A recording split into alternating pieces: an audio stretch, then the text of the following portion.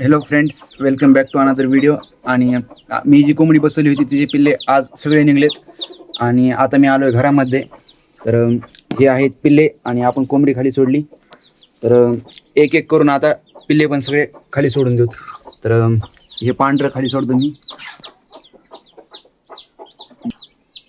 आता हे तिकडे कोंबडीकडे जाईल, खायला लगेच सुरुवात केली त्यांनी.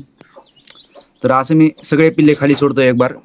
मी बसवली होती 15 अंड्यावरती कोंबडी आणि आता ते 11 पिल्ले निघलेत खाली आणि 2 मधून निघायला लागलेत आणि 2 खराब झालेत. म्हणजे रेशो खूप चांगला आहे.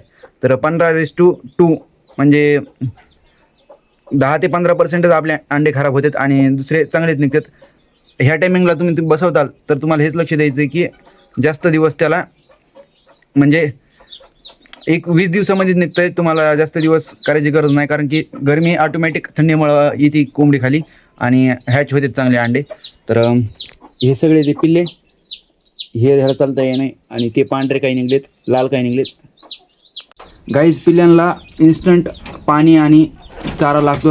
तर त्यासाठी मी ह्यामध्ये पाण्यामध्ये हळद टाकली थोडी आणि हे आहे फीड जे आता आपण त्यांना ठेवणार आहोत.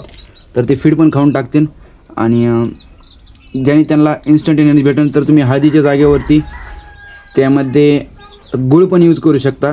गूळ पण चांगला आहे, त्याने पण त्यांना एक एनर्जी भेटते. तर आपण पहिल्यांदा ठेवून देतो पाणी आणि त्यांना चारा. तर फीड ऑप्शनल आहे. तर फीडच्या जागेवर तुमच्याकडे फीड नसलं तर तुम्ही बाजरी किंवा तांदूळ मिक्सीमधून काढून ठेवू शकता. अँड ऑल सेट गाईज, सगळं काम ओके झालं आहे. तर ह्याच्यामध्ये आपले पिल्ले आणि नवीन कोंबडी आणि नवीन पिल्ले ठेवलेत आणि दुसरे पिल्ले ते बाहेर असणार. तर आता मी जाणार आहे टायपिंगला, माझा टायपिंगचा टाईम झाला आहे म्हणून. तर आजच्या व्लॉगमध्ये हेच होतं की मी कसं मी पिल्ल्यांना इकडं ठेवलं. तर ट्रान्सपोर्टेशन कंप्लीट झालं आहे एक प्रकारे. तर आता कोंबड्या पण मध्ये नाहीत काहीच, आता हळूहळू येते ते मध्ये रात्र होईन. तर आणि आता भेटूत आपण नेक्स्ट व्लॉगमध्ये म्हणजे उद्या.